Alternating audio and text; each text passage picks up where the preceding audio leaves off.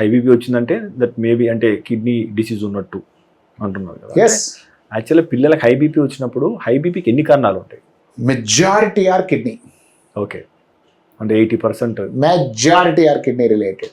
అంటే again they may be different. Okay okay. అంటే scarring అనేది ఒకటి ఉండొచ్చు, లేదా రీనల్ ఆర్టరీ స్టెనోసిస్ అంటాం.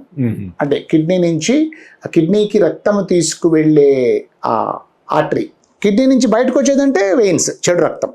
సో ఆ రీనల్ ఆర్టరీ స్టెనోసిస్ అంటాం. అంటే అది నేరో అయిపోతుంది, దానివల్ల హైపర్ టెన్షన్ వస్తుంది, హై బీపీ వస్తుంది. కొంతమంది పిల్లలకి ట్యూమర్స్ వల్ల బీపీ వస్తుంది. బట్ ఒక చైల్డ్కి బీపీ హై ఉన్నదంటే ఫస్ట్ కిడ్నీ ప్రాబ్లం రిలోడ్ చేసుకోవాలి, అసలు దేర్ ఇస్ నో డౌట్. మిగతావన్నీ సెకండరీ వచ్చేస్తాయి. అండ్ దిస్ రిఫ్లక్స్ వల్ల అయ్యే damage, scarring is very common cause of hyper tension in children.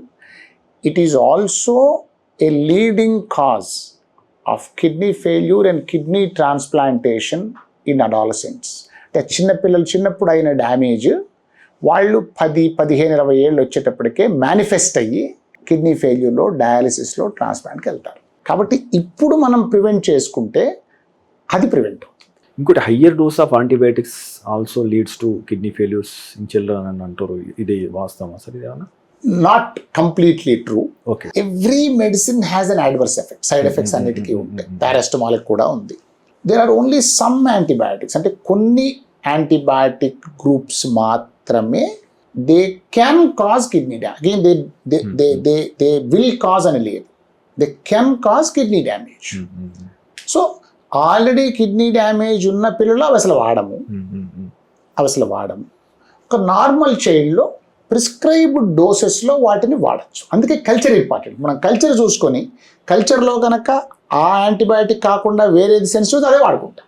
Some groups of especially అమికెసిన్, gentamicin, ఇట్లా కొన్ని ఒక గ్రూప్ ఆఫ్ యాంటీబయాటిక్స్ ఉన్నాయి.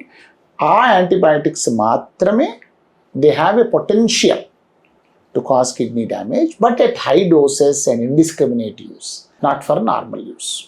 సో ఆబ్వియస్గా the treating paediatrician will know. మీరు తీసుకునే అదే మందులు, అదే నాణ్యమైన మందులు, కానీ సగం ధరకే.